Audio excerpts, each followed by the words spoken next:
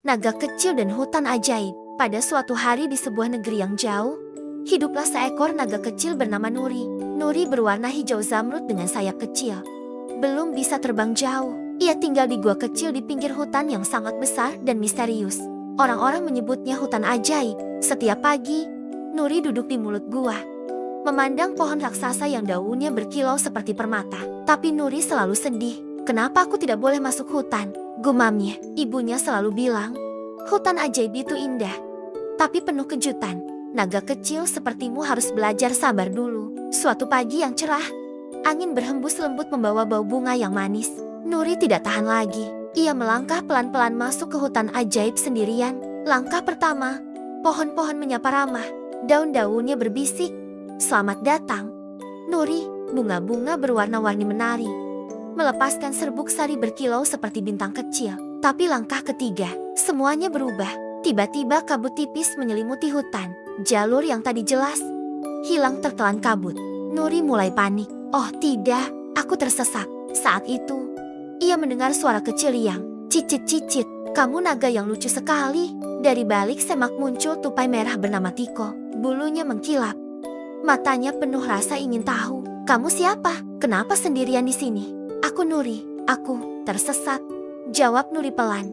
Ekornya menunduk malu. Tiko tertawa. "Hutan ajaib memang suka menguji siapa yang masuk. Tapi jangan khawatir, aku tahu jalan. Ikut aku." Ya, mereka berjalan bersama. Semakin dalam, semakin ajaib hutan itu. Ada sungai airnya pelangi. Ikan-ikan kecil melompat menyanyi. Ada pohon buahnya berbicara.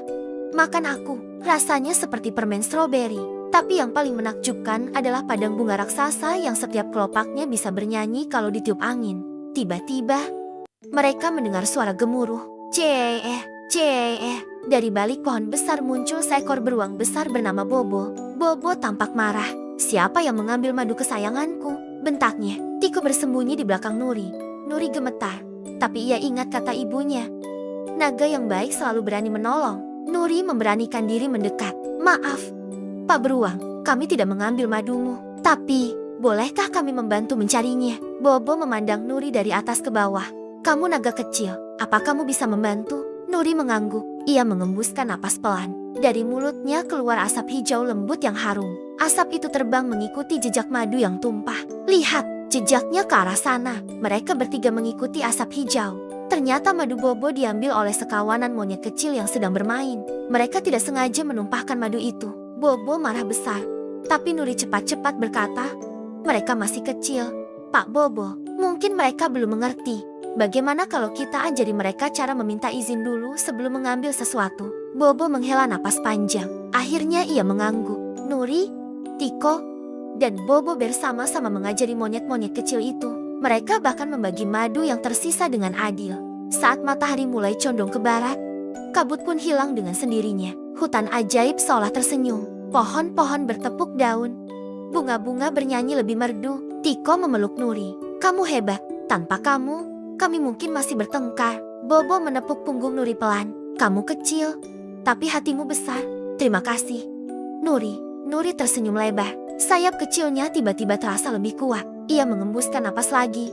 Kali ini lebih percaya diri. Asap hijau lembut itu membentuk jembatan kecil dari kabut yang indah, menunjukkan jalan pulang ke guanya.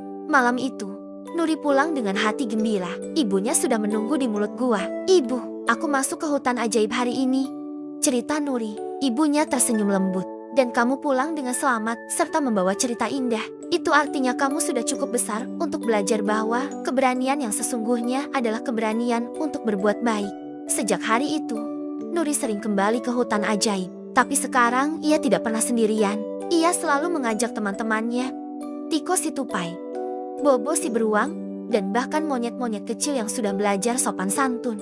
Dan setiap kali angin berhembus dari hutan ajaib, daun-daun berbisik nama Nuri dengan penuh kasih sayang. Tamat.